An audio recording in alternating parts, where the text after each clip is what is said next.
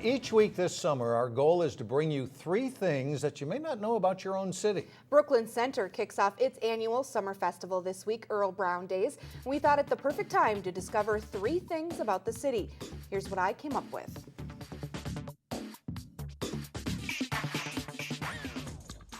It doesn't look like much from the outside, but did you know that inside Brooklyn Center's community center is one of only 3 Olympic-sized pools in the entire state? I do see us as kind of a hidden gem in the community. Beyond its Olympic scale, Brooklyn Center's pool is also a bargain. It's open to anyone, resident or not, for less than $6 a visit. After 4 decades in operation, for some, it's a family tradition. I started when I was just a little one here, about a year or 2 old, and my parents brought me here, and I've kind of grown up here and now really enjoy the fact that we're so much a part of the community. After you dive in, you can drink up. Brooklyn Center happens to be a bit of a beverage mecca. Straddling Highway 100 within a half mile is both the world headquarters of Caribou Coffee and the birthplace of Surly beer. Up over here is the malt storage, the barley, which is kind of where beer starts. Surly owner Omar Ansari converted this industrial building, once used by his parents for a family business, into a brewery in 2005. It was the first new brewery west of the Mississippi since the 1980s. Cheers to Surly Nation. Now, devout fans can take free tours every Saturday, but sign up early. They're a hot ticket to get. Then there's the beautiful and historic Earle Brown Farm, one of the more iconic images of Brooklyn Center.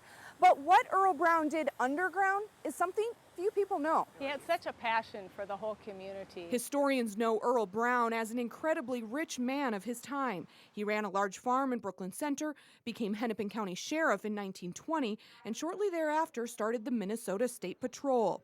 He built this stately office in 1932. He was thinking he was going to maybe be elected governor in 1932, so this was an office that was worthy of a governorship. Now it serves as senior housing above ground, but below. No one is entirely sure what once happened behind this ominous door in the basement. We come into this hall. The current maintenance director has a few theories. An interesting room that is believed to be one of 2 things, a jail cell or another vault. Doug Abram thinks the thick reinforced concrete walls and bars on all of the basement windows had a purpose. If someone were to get out of here, they couldn't go out through the window. They couldn't get through that door there. So I definitely think something was going on down here if you have bars on the windows. Stranger yet is what appears to be a blocked off underground passage. Rumor has it that Earle Brown had some tunnels leading from building to building.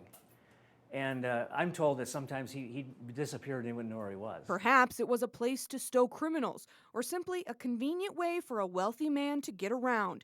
It's one thing about Brooklyn Center we might never know for sure. I think about it all the time. Was it back in 1932 or something when the building was built? And I think about, the things that went on back then. Earle Brown Days kicks off Thursday with a big parade, and 12 News will be there. Watch for replays here on Channel 12 Sunday night at 8:30 and 11.